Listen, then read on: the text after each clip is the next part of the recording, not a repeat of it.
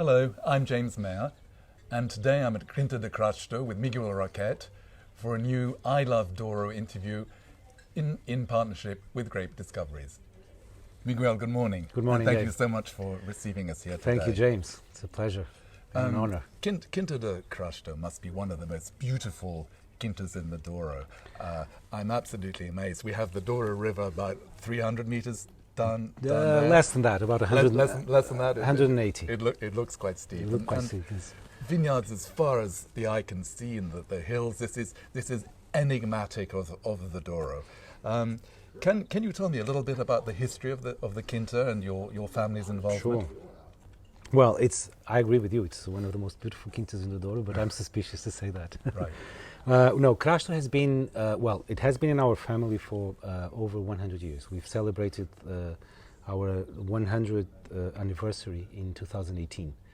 The first references to our state date back to 1615. Crasto, so we can say that we have approximately 400 years of history. And Crasto is a corruption for the Latin castrum, which means a Roman fortress. Oh, yes, yes. So this, as you saw when we did a little tour, you see that we have this single hill going up with the buildings going up. Yeah. And then we have vineyards facing east and vineyards facing west. And at the very top, we have a very old chapel dating to 1817. And this was used by the Romans as a strategic site. So at the very top of this hill, they'll have 360-degree view to settle as a promontory's site, protecting the area and so on. That's we actually have some Roman, traces and roads, and we found a very old Roman lagar, a stone place to crush the grapes down in the vegetable garden. So lots of history. Yes.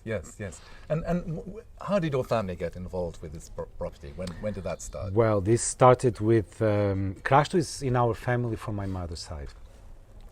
Our great grandfather was a famous port shipper called Constantino de Almeida. So he's been in the Douro since the beginning of last century. He bought Crasto in 1918. And back in those days, the quintas in the Douro were places where we would come to spend the weekend with the family. The business was not as intense as it is today, because as you know, last century in the 1900s, the single quintas in the Douro were making wines or port wines, but were selling the wines in bulk. Sure, we were not actually exporting. This was against the law until 1986 when we joined the European Community.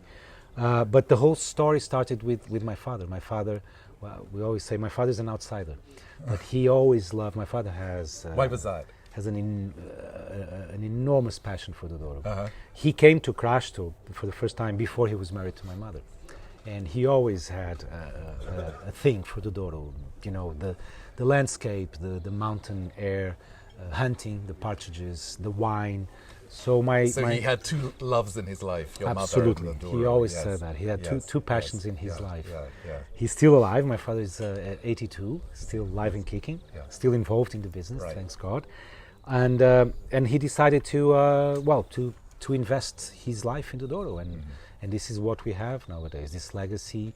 I always consider him to be a visionary. So in the beginning of the 80s, he started to invest in the property, to buy shares and to plant new vines and invest in the future.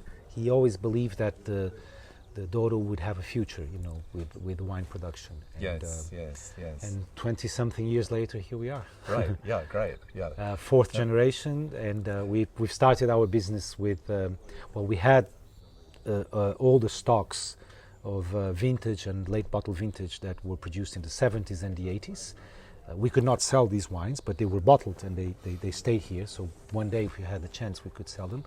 But our first vintage for dry wine, which we're mostly known for today, I would say that nowadays, round numbers, but 80% or 85% is dry wine and 15% to 20% port. Okay, yes. But port is a fundamental part. We are, and we will always be port producers. Right. It's in the blood. We'll come on to port in a moment. But what, in a nutshell, what makes Quinta de Crasto wines so special? Do you have a philosophy, a winemaking philosophy? Well, this is I always say that this is a learning process, especially in the region like the Douro. As you know, Douro is known for being the oldest demarcation. It's considered the oldest wine region in the world, with the first demarcation happening in 1756, right next to Tokai. I believe there's always a discussion on that. A competition. Which one got there first? But 1756 was the very first demarcation, the very first boundary, and the very first time that the wine region had a control in quality and quantity. So it's very, very important. And Crasto was obviously part of that first demarcation. So in that sense, we say that the Douro is the oldest wine region in the world. And obviously this is connected with the port business, with the port trade, with the port history. Yeah. But I also say that when it comes to dry wine, I think the Douro is probably the youngest wine region in the world. Yeah. If you come to think, we have... it's an extraordinary irony, isn't absolutely. it? All of us, all the Douro producers, now of course talking about dry wine, we have 25, 28 years of history. We've been around for 20-something years, not even 30 years. Right. Of course, we had a few references in the 50s in the Douro, like Barca Velha, the iconic wine from our cousins at Sograp, fantastic wine, and it's still there. But the really critical mass of Douro wines began in the beginning of the 90s. Can you tell us a little bit about this we started Douro table wine revolution of the last 20 years? We started in... How has winemaking changed? It changed a lot. I think it's changing quite a lot. I'm not a winemaker, so I wouldn't be able to give you really a lot of detail. But from what I see every day, of course, in the business, it changed immensely. We started in 94. That's the landmark for us. Our first dry wine was released from 94 vintage. At the time, we asked my father's brother, owner of Esporão in the south, to have David Baverstock coming up to the Douro to help us making a dry wine. Yeah. And what happened? A very important figure in Portuguese wine. So we had sort of a strange concept, because we're using an Aussie winemaker coming up to the Douro using old vines, mixed plantings, and trying to make a dry wine. Sure. And the funny thing is that in the first vintage we were setting the winery, and we had a crusher ordered to arrive, and the crusher didn't arrive because there was a strike in France, the highway or something like that. And the choice was, if you want to make some dry wine, we have to start now. So what we did, the first wine was actually food trodden. So we crushed as we did for port, but then obviously was fermented for a red. We had really impressive. We just started, and the first production was around 22,000 bottles, so it was very small.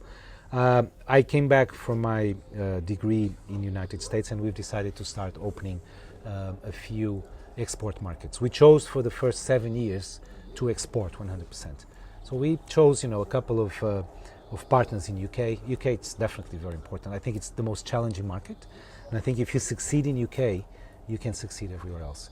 The competition, the press, the critics, everything is there. Yes. So we chose to open a few channels there and good partners, and things start happening with I would say maybe a little bit above our expectations. Good. We had with our second dry wine, Crasto Douro Red, we were awarded as the International Red Wine of the Year by the Wine Challenge competition. And this was in what year? This was in 95. Already? Yes. Wow, yeah.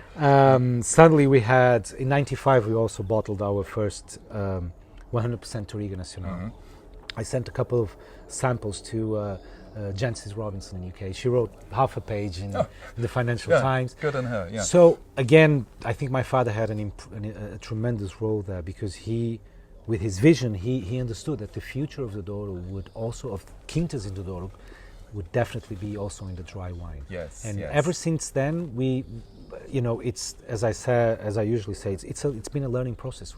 Obviously, we're investing more. Nowadays, we have 3 properties. We have over 220 hectares owned by us. Right. This is very, very.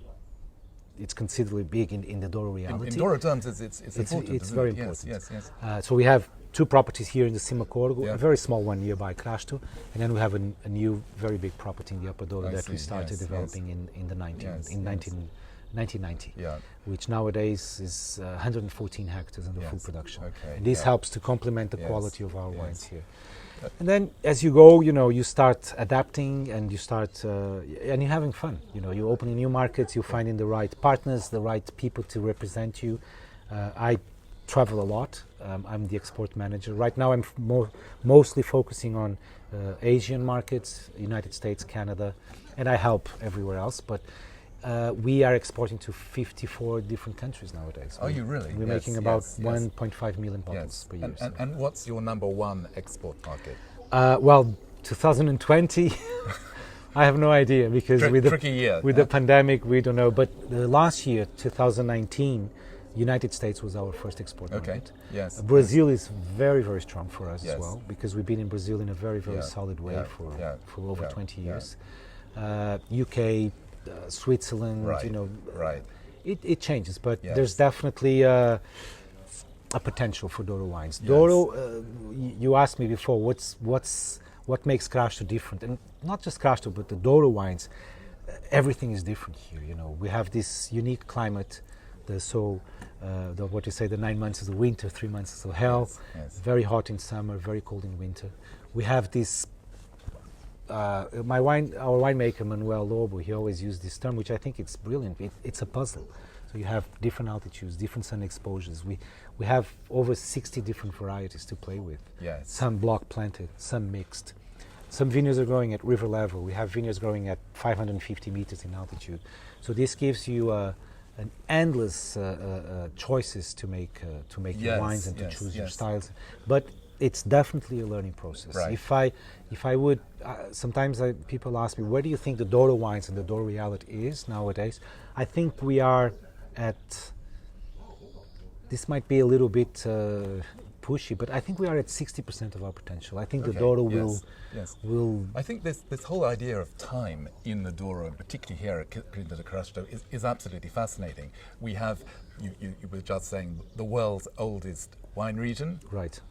presuming that you got there first. Right. And we have one of the world's youngest wine regions One in of the terms of youngest, table wines. absolutely, yes. But you work here with a lot of old vineyards. Absolutely. Would you like to talk about the old vineyards and their importance That in your winemaking? for us, for our family, for our statement and our philosophy and our vision, the values that we have, old vines are the most important assets that we have.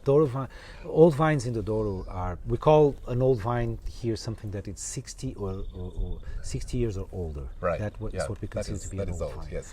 And as you know, when we talk about old vines, you immediately assume that old vines they are mixed planted. And how mixed? This is one of the things that we are trying to understand. And we actually finished a project right down here in this valley, where we have this plot here. It's called Vinha Maria Teresa, which is very, very important for us. This is east facing, so it gets morning and midday sun exposure. It's almost river level up to the house here. And we've divided Vinha Maria Teresa in 54 different plots.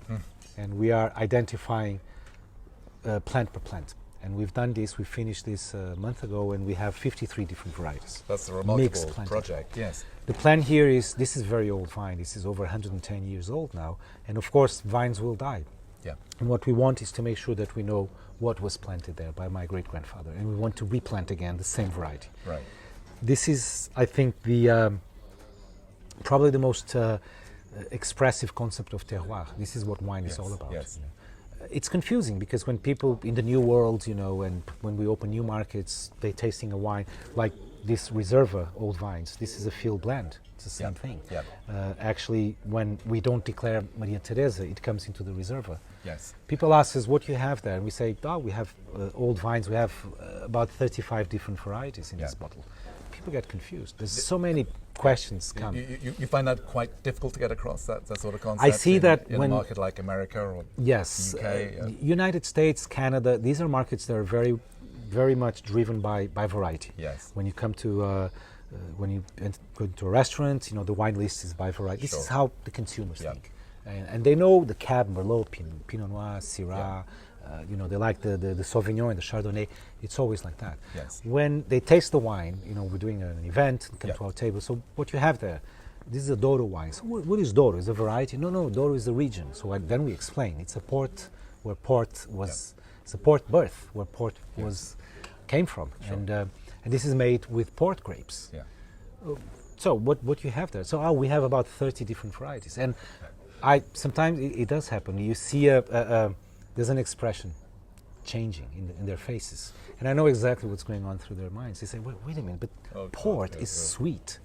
You know, port is a very, very sweet wine. It's a high residual sugar. Port is a dessert wine. So this is a dry wine made with port grapes? Wow, but this must be kind of a sweet red wine. Oh boy. And if you have 30 different varieties, how do you pick them? I mean, if they're mixed, 30 different varieties, I assume that there's 30 different maturations. Yeah. And then we explain things. No, this is exactly the same as any other dry wine in the world. Yes, you know, we yes, handpick, we crush the grapes. We do this for the Reserva and for our premium and super premium wines. Right. But then the wines are fermented in stainless steel tanks, temperature control. They're kept in oak anywhere from 12 to 22 months. Yeah. French, American oak, bottled, and that's it. So the thing is that this is the fun part, which I really enjoy. When we're doing seminars or presentations, I ask, you know, how many of you already had a Douro wine? And very few people had a Douro wine. So I said, so you have to prepare your senses for a new experience because you are away from your everyday, you know, your Cab, Merlot, Pinot Noir.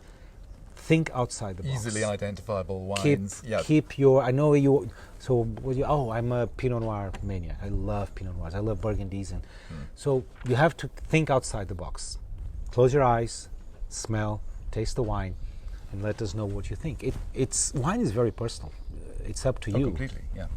What you like. It's not necessarily what I like, but the thing is this: all it takes, and this is the thing, all it takes is for the bottle to be opened, for the wine to be poured at the right temperature. Old vines, when you make the premium wines, they need time. So the wines need to be decanted. They need air, obviously. Yes. But the results are pretty much the same. People taste the wine and say, wow, this is different from everything that I had until now. And guess what? The wine is fantastic. The other thing that this learning process is also telling us is that we are absolutely convinced that the Douro wines have an enormous aging potential. This is something that we're learning as well. I cannot really tell you how long you can keep this 2017 Reserva from Crasto. My guess from what we have, first vintage is 94, even winemaking changing for the last 20-something years because we're learning. Yeah.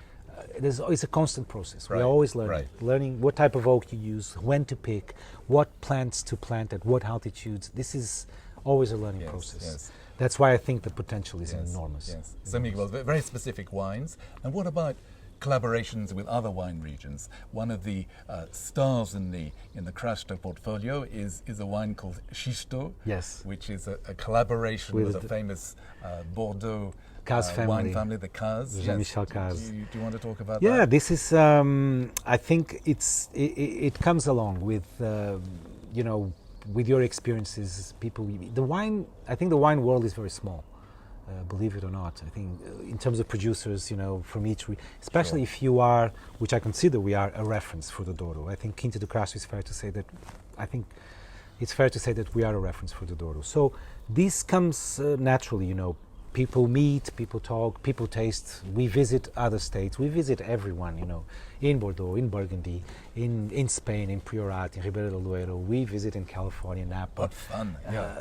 And everyone does that. Winemakers like to taste each other's wines, different regions. What do you have here? Touriga Nacional. Wow, maybe I'll try that. I remember Serge Rochard from Chateau Moussard in Lebanon said, I'm going to plant Touriga Nacional in Lebanon and see the results. So the Roquette Caz project, which is a joint venture between the two families, the Roquette in the Douro and the Caz family in Bordeaux, came along with two very different wine regions. Very different wine regions, absolutely. This came along with between my father and Jean-Michel Caz. They're very good friends. Jean-Michel was involved in the Douro through Axam Millésime, through Quinta do Noval. Oh, I see. So he already knew the Douro, and he always wanted to have a step in the Douro. Yeah. one day, I think they were just having a drink, and they talked. Said, George, why don't we do something together? So that sounds like what would you have in mind? I said, well, and the idea came to make a Douro wine. So so we have two wines. Xisto would be the premium, and Roquette Cas is the second label, if you will, the more current wine. And he said, so what's the plan? I said, well, we could make a Douro wine, but using this as a joint venture. So it's a 50-50 partnership, and a 50-50 partnership not just in terms of shareholding and the business itself, but also in terms of winemaking. So it's 50% Daniel Loz from Lynch-Page, 50% Manuel Lobo. But the wine is made in the Douro. Yes. The casas, they also have, with our help, they also have a beautiful property in the Upper Douro that we helped them to develop, called Quinta do Meco, right next to our Quinta da Cabreira. So they have 40 hectares planted there, which is the backbone for this project. Yes. And it's not huge. We make from Roquette Cas, we make 60,000 bottles a year. Yes. But the fun part is that, well, first we are connected to a great family in Bordeaux. Yes. Jean-Michel's wife, she's Portuguese. Right. Jean-Charles is a very good friend. We surf together. So there's, and they love the Douro. We love Bordeaux. Yes. There's always interaction here, and there's a story behind for both families, and this makes full sense. And I think at the end it's fun. It is fun to do it, and people like it. Right. It's, again, as I said before, it's not meant to be a French wine. That's not the intention. It's meant to be a Douro wine, but made with the two schools, the two visions. Yes. And it's quite different. You will see that once you taste it, it's very different. Okay. Yes. You're talking about families. One of the things that interests me always about the Douro is that so many people seem to be related. You're cousins, and then you go and work on each other's wine properties. A small mafia. Everyone is perhaps, related to everyone. And you exchange ideas and best practices. Yes. And you, Miguel, you're a member of a very influential group called the Douro Boys. Yes. The name, the Douro Boys. Looks like a boys band. No, it's true, James. This is important. I think this is another thing that changed in the compared to the old days. I think, this is the new generations ahead of the business. I think we are maybe more open-minded. It's a new world nowadays. I mean, we have all the social media technology. Sure. Traveling is a lot easier. Communication, everything changed. So I think we're also more open-minded. We're not afraid to share our wines and to hear each other's opinions. What were you doing right? What were you doing wrong? Let me try this. Let me try that. We are obviously competitors. Sure. We are, in fact. But at the same time, we are very, very strong friends. And as you mentioned, we have family connections. Quinta do Valado, where you're going next, belongs to my brother-in-law. So I understand. Yes. My grandmother, from my mother's side, she was born at Quinta da Veleda.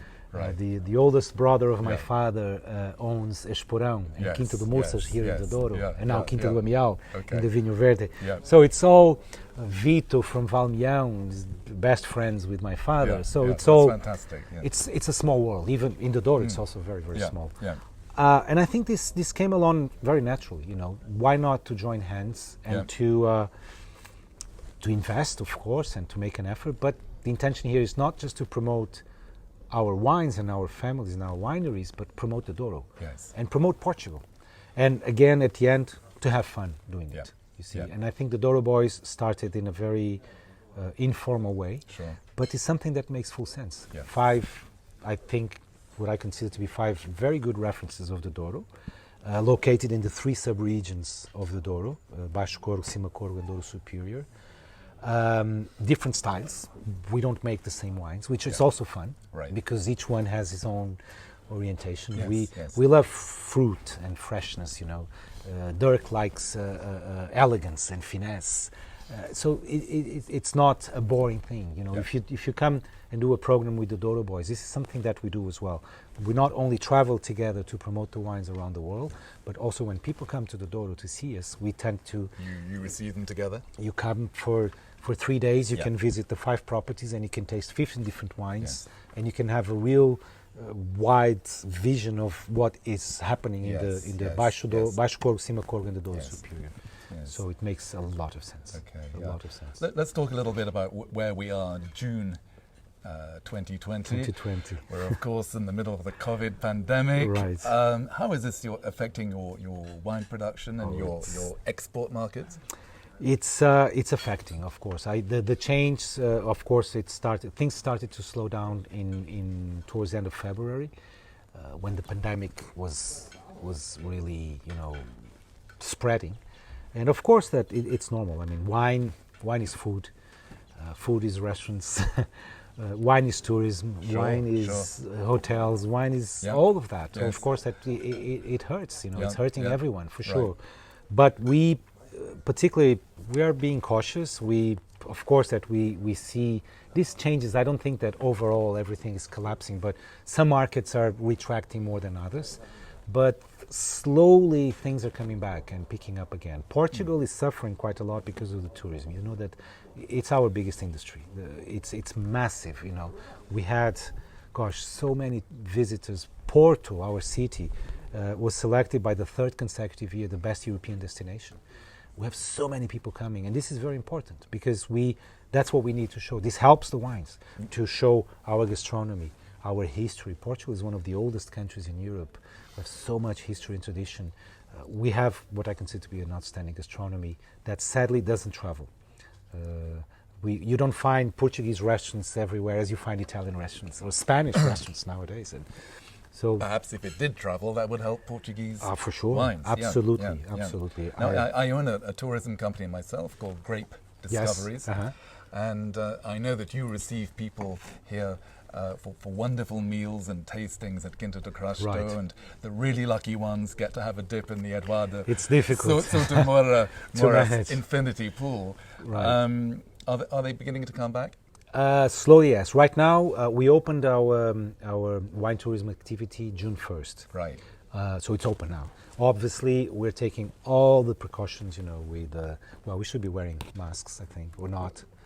Well, you probably can't. We are 2 meters. You probably can't see on film, but we are actually we're 2 actually meters, two meters away. Apart. So isn't that right? Yeah. No, but we're using all the precautions, with the gel and the mask and everything, so that which gives people some confidence to come. Mm-hmm. Right now, what we're having is mostly, domestic, Portuguese customers coming back, especially in weekends, but it's picking up slowly. Good. The problem here right now is it's the airport, the planes, the restriction with flights. This is becoming a big problem. We have a big part of because we're very, very strong as a brand in Brazil. And I would say that I'm not 100% sure about these numbers, but last year we had over 5,000 visitors. This is very restricted, and as you said, and well, James, it's difficult to book because this is small, and what we want is it's not a commercial thing. We want people to come. They have to experience Crasto as it is, and in order to do this, we have to limit the amount of people we have here. We have to spoil you when you come. Right. Yes. When you taste the wines, when you tour the vineyards, when you stay overnight, it has to be an experience that stays. What we want is that everyone that leaves Crasto leaves as an ambassador. That's our plan. Yes. We had requests for probably twice or 3 times more than we could handle. But hopefully, I think this is going to take time. I think 2020.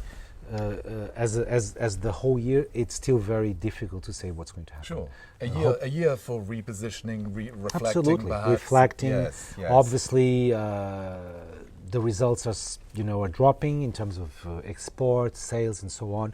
But we're also traveling less, so one thing compensates the other, and hopefully things will pick up towards the end of this year. And looking ahead, Miguel, say 5 years. Where would you like Quinta de Crasto to be? This is a double question.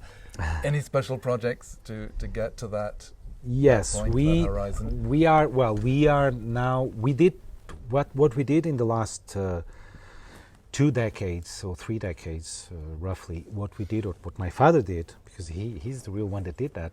We decided to invest immensely in land.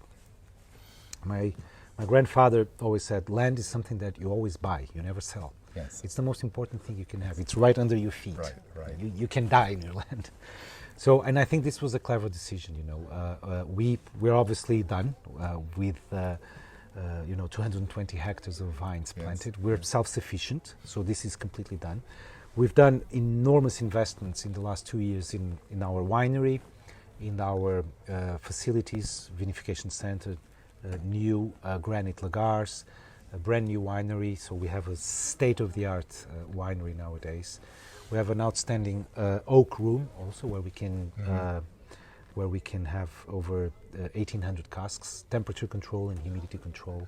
So now we want to start doing the easy part, which is, pave the roads and planting and do things. But in terms of the projects, there's always new things coming along. But we always, in 5 years' time, what we want is to keep working hard and to be, I think, to keep being recognized as a reference, as a very strong reference for Douro and for Portuguese wines.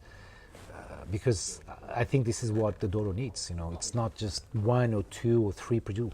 We need, that's the creation of the Douro boys. We need to hold hands and push. I am very optimistic about the future of the Douro in both ways, in terms of the wines and the ports, even the ports. And it's again, going back to the port chains. It's like I said, we are, and we will always be port producers. Port is in my blood. My son was born in 2015. I was told that the first time I had port, I was 3 months old. Our grandfather would, and you never looked back. Yeah, never back. And it's something that stays in your blood. It's part of your heritage, your tradition, and so on. So my son was born in Brazil in 2015. My wife, she's Brazilian. We were living there at the time. He was born, and I decided to change that. So when he was born, 3 minutes after he popped out, he had a zip of a 1887 vintage port made by his great-great-great-grandfather. Right.